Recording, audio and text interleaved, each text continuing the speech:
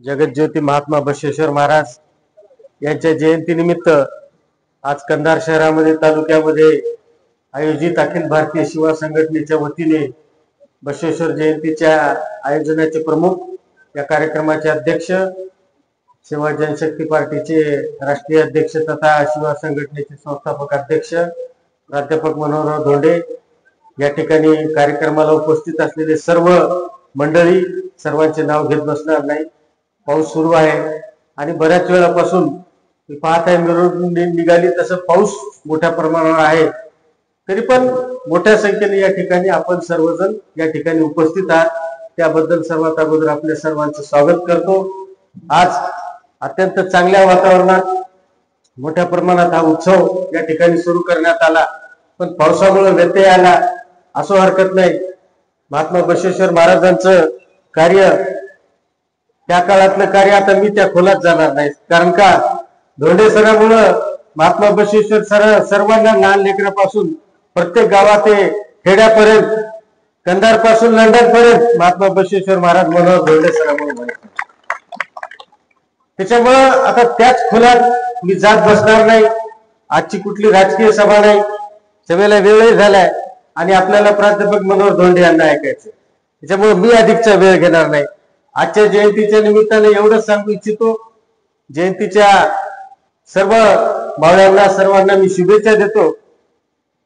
हबूभाई बोलले आमचे, थोडं राजकीय विषयाला हात घातला त्यांनी.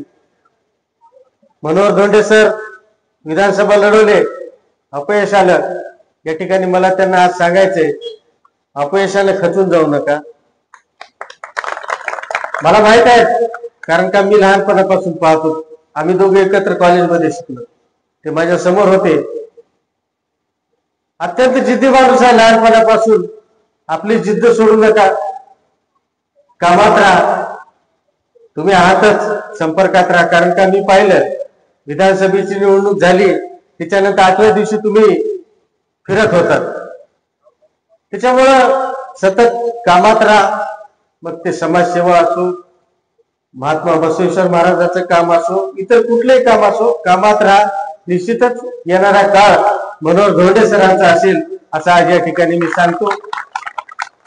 आणि कुठेतरी तुमच्या सेवा जनशक्ती पार्टीला आता राष्ट्रीय पक्षाच्या नेतृत्वाखाली जोडीमध्ये आणायचं काम भविष्यामध्ये तुम्ही आम्ही मिळून करावं, अशा प्रकारचा आज या ठिकाणी कुठलंही राजकीय व्यासपीठ नसताना मी या ठिकाणी धोंडे सरांना प्रस्ताव देणार आहे.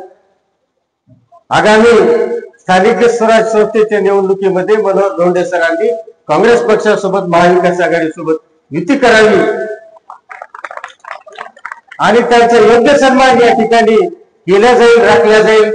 हे सर्वांना, धोंडे सरांना आणि तुमच्या सर्वांच्या साक्षीने मी आज या ठिकाणी शब्द देतो. बस या ठिकाणी अधिकच न बोलता परत एकदा बसवेश्वर जयंतीच्या सर्वांना शुभेच्छा देतो. थांबतो. जय हिंद, जय महाराष्ट्र. धन्यवाद.